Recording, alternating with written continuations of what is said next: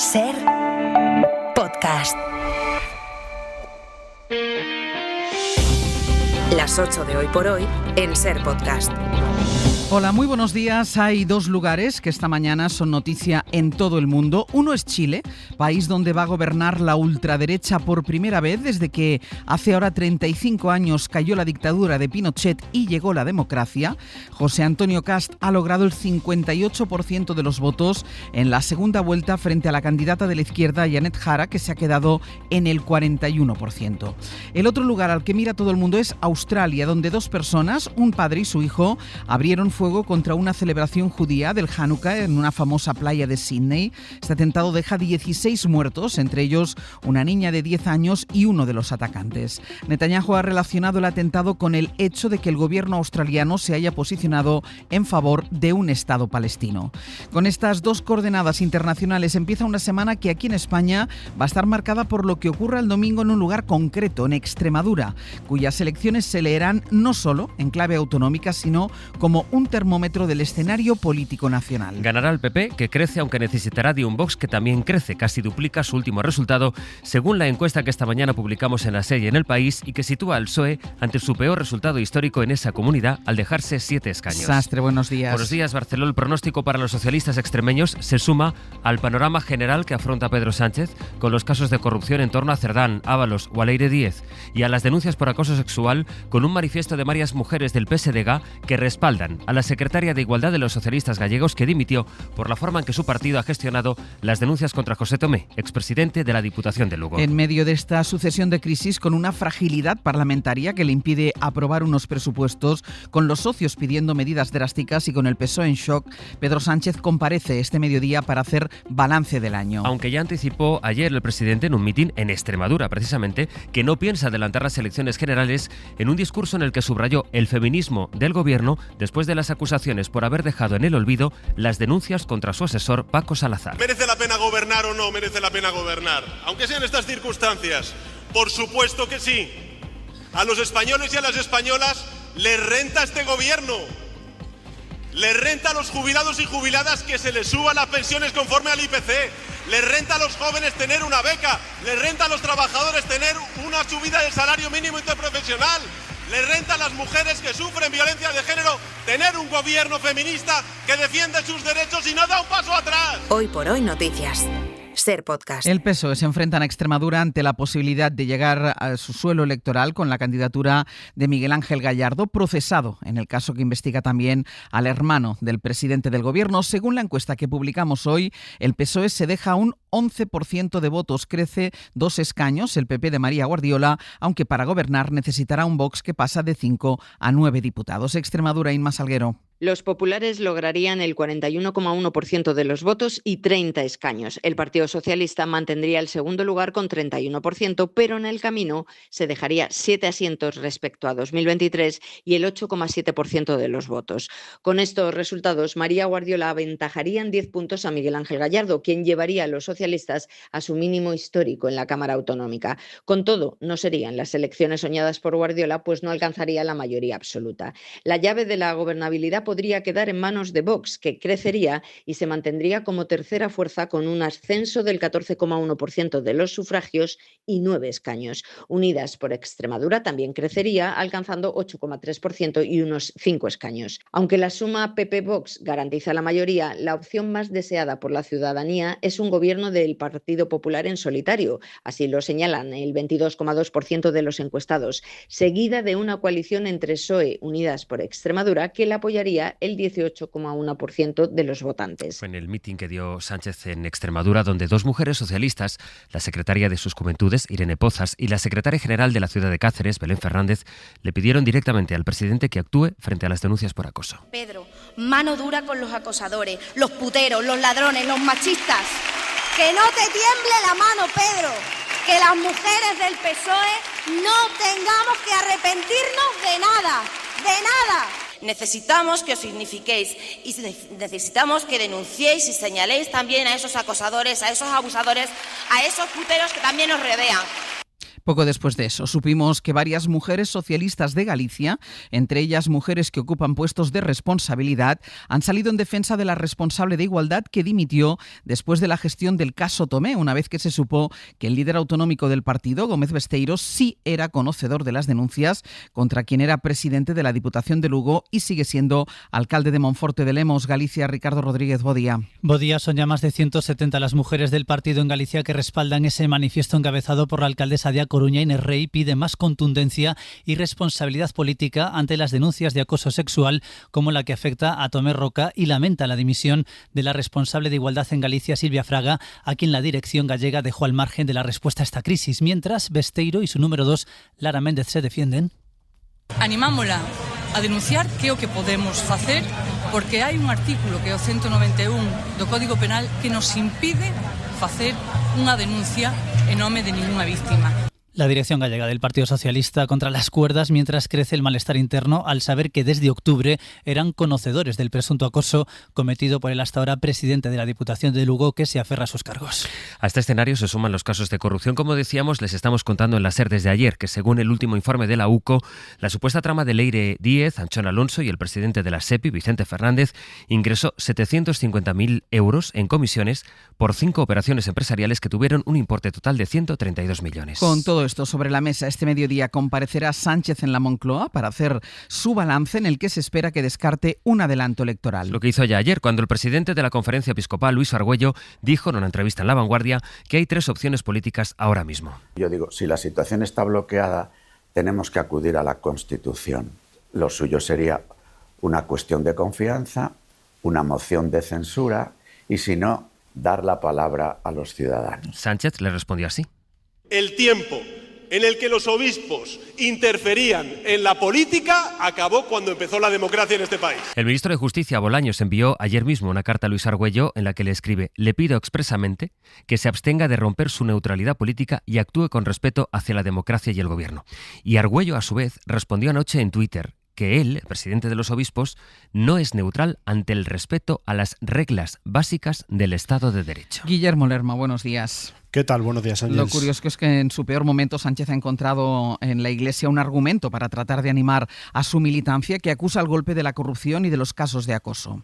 Sí, las palabras del jefe de los obispos sirvieron a Sánchez ayer para apuntalar el discurso con el que pretende responder hoy a esa acumulación de frentes que tiene abiertos el PSOE y el Gobierno por la corrupción y los casos de presunto acoso dentro del partido. La Moncloa insiste en que todo responde a una estrategia de la derecha que intenta generar una impresión de colapso del Gobierno que en el equipo del presidente niegan. Lo cierto es que no son solo el PP, la Conferencia Episcopal o Vox quienes en las últimas horas están lanzando señales avisando de un fin de ciclo. También los socios presionan a los socialistas para que reaccionen. Hay malestar en Sumar, por ejemplo, con la respuesta de la Moncloa a su petición de abordar una remodelación de gobierno para poder seguir, algo que no está en los planes de Sánchez. Desde el equipo de Yolanda Díaz acusan a los socialistas de no ser conscientes de la gravedad del momento y de poner en peligro la coalición con su actitud. La orden de Sánchez es no entrar en la psicosis que dicen pretende generar la oposición y poner en valor la reacción de su partido a esos casos y la utilidad de las políticas aprobadas desde 2018. Ese va a ser el mensaje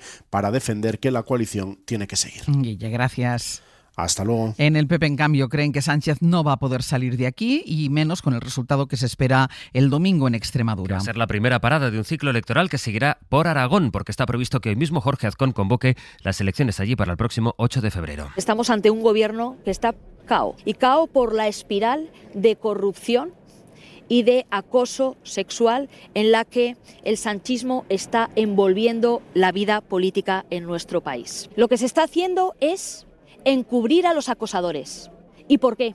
Porque son los hombres del presidente. El PP espera una buena semana para sus intereses, pero se va a tener que enfrentar al escándalo de los cribados de cáncer de mama en Andalucía. El viernes, en la presentación de su libro en Barcelona, el presidente andaluz relativizó el alcance de esta crisis. Dijo allí, en Barcelona, en el acto por su libro, que de las 2.317 mujeres afectadas porque no se les comunicaron las sospechas en su diagnóstico, las que habían desarrollado cáncer eran el 1%, o sea, 23 mujeres. Y de 500.000 cribados que hacemos al año de cáncer de mama, tuvimos un problema con 2.713 personas en una jefatura de servicio que se saltó el protocolo y no informó a las que tenían un diagnóstico no concluyente. No concluyente es que no se sabe, hay que hacer una segunda prueba.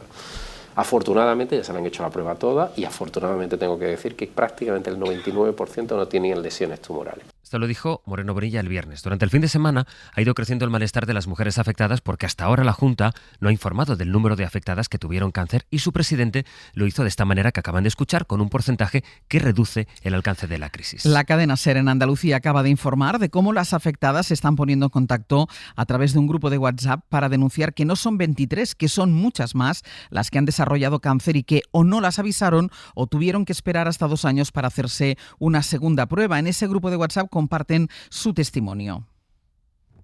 Ojalá, como dice el señor Moreno Bonilla, fuéramos solo 23 las que hemos desarrollado cáncer, pero tristemente no es así. Y es una vergüenza que este señor, por llamarlo de alguna manera, se vaya a Cataluña a presentar un libro como si nada, mintiendo, riéndose en la cara de la gente, sobre todo de nosotras, de las afectadas, con muertes a sus espaldas por culpa de un cribado que ha fallado, diciendo que solo somos 23, cuando en un simple grupo de WhatsApp en el cual nos hemos unido todas, somos 301 mujeres. En ese grupo se está recogiendo el malestar de estas mujeres. Sevilla, Mercedes Díaz, buenos días. Buenos días. En la cadena se recoge esta mañana también la impotencia de esas mujeres diagnosticadas de cáncer de mama en los 2 últimos meses, con retraso por el fallo en el programa de detección precoz. Impotencia porque ahora sufren el retraso del quirófano. La operación tardará al menos 2 meses. Son Chari y María. Al hacérmelas han confirmado el diagnóstico de carcinoma infiltrante. Y cuando escucho declaraciones como las de este señor, siento ganas de vomitar. Es que le gritaría que es un mentiroso. Además no ha solucionado nada. Estoy en una lista de espera para operarme. Me han dicho que la lista de espera es de unos 2 meses. Los cirujanos y los quirófanos hay los que hay. Y todo esto sin saber todavía el alcance de mi lesión. Sino que también ha mentido diciendo que ha puesto más recursos. Mentira. No solamente se nos ha retrasado el diagnóstico, sino que se nos está retrasando también la operación porque no hay más recursos. Mi mamografía es de mayo y yo todavía no sé cuándo me van a operar. También recogemos la indignación de decenas de mujeres víctimas de los retrasos desde 2021. Indignación porque ellas no cuentan en esa estadística de la Junta e indignación por las formas del presidente, que se ha ido a Barcelona a promocionar su libro y haya deslizado algo más del 1% de las 2.317 contadas desde que la SER destapó el escándalo tienen cáncer. Hablando de ellas en porcentaje, y seguimos sin saber por qué ha ocurrido todo, por qué hay mujeres andaluzas diagnosticadas con cáncer meses o hasta 2 años después de su primera mamografía. Mercedes, gracias. Hasta luego. Las 8 de Hoy por Hoy en SER Podcast. Pero aquí no ganó una persona, no ganó un partido, aquí ganó Chile. Es la voz del próximo presidente de Chile, José Antonio Kast, que ha ganado de forma nítida la segunda vuelta de las elecciones. Con el 58% de los votos a la candidata de la izquierda, Janet Jara, que se queda con el 41%. Ha felicitado al ganador, lo ha hecho también Gabriel Boric en una llamada retransmitida en televisión. Hoy ambos se reunirán en el Palacio de la Moneda. Es la primera victoria de la ultraderecha en los 35 años, que hace que cayó la dictadura de Pinochet, cuyo legado defiende el nuevo presidente del país. En Santiago de Chile está la enviada especial de la SER, Berta Raventós. Buenos días. Buenos días. La ultraderecha está de fiesta en Chile después de que José Antonio Kast haya sido elegido presidente tras una victoria arrolladora contra la exministra de Gabriel Boric, la comunista Janet Jara. Este abogado de 59 años de origen alemán, admirador de Donald Trump y defensor de la dictadura de Pinochet, promete recortes en gasto público de $6.000 millones y políticas de mano dura contra la delincuencia y la inmigración irregular. Sin paz no hay democracia y sin democracia no hay libertad. Y Chile volverá a ser libre del crimen, libre de la angustia, libre del temor. El progresismo unido alrededor de Jara ha quedado mermado, pero enseguida ha reconocido la derrota y ya se concibe como oposición a una agenda social ultraconservadora y, según temen algunos, de carácter autoritario. Ha escrito Javier Milei, que espera trabajar con Kast para que América abrace las ideas de la libertad. Lula en Brasil ha deseado mucho éxito y en Colombia, sin embargo, Petro ha escrito que vienen los vientos de la muerte, llama a resistir con la espada de Bolívar en alto, avisa de que el fascismo avanza y afirma que jamás le dará la mano a un nazi o a un hijo de nazi. Y escribe Petro: triste que Pinochet tuvo que imponerse a la fuerza, pero más triste ahora es que los pueblos elijan su Pinochet. Y les decía al empezar que el otro lugar que está hoy en las portadas de todo el mundo es Sydney por el atentado antisemita de ayer en el que dos hombres, un padre y su hijo, abrieron fuego contra las personas que celebraban en una playa la fiesta judía del Hanukkah. Pablo Morán, buenos días. Hola Ángeles, buenos días. Hay 16 muertos, incluido uno de los tiradores, en un atentado que Netanyahu ha relacionado con la defensa del Estado palestino que hizo el gobierno de Australia. Exacto, no ha perdido oportunidad el primer ministro israelí para arrimar el ascua a su sardina en medio de la condena mundial a la matanza en Playa Bondi, escenario del caos. Este superviviente describe la angustia por no saber de dónde venían las balas, dónde estaba su familia. Él consiguió escapar junto a cientos de personas más. Unas 40 resultaron heridas y están hospitalizadas, incluida uno de los atacantes. Se investiga qué les motivó a atacar. El primer ministro Anthony Albanese ya lo ha marcado en la ola de ataques antisemitas registrados en Australia desde el inicio del asedio a Gaza. Van a estudiar si pueden endurecer el control de armas. Y se ha vuelto viral, Pablo, la imagen de un ciudadano, un frutero de 43 años, que arrebata el fusil a un atacante. Considerado ya un héroe después de ver cómo se escondió detrás de los coches y asaltó al tirador, se llama Ahmed Al-Ahmed, es padre de dos niñas pequeñas y pertenece a la comunidad musulmana de Sydney. Su primo Mustafa lo tiene claro. Él está ejerciendo de portavoz de la familia desde ayer y destaca cómo Ahmed se jugó la vida por salvarla del resto. Ahora está hospitalizado porque en el forcejeo resultó herido en el brazo y en una mano. Pablo, gracias. Para no perderte ningún episodio, síguenos en la aplicación o la web de la SER, Podium Podcast o tu plataforma de audio favorita.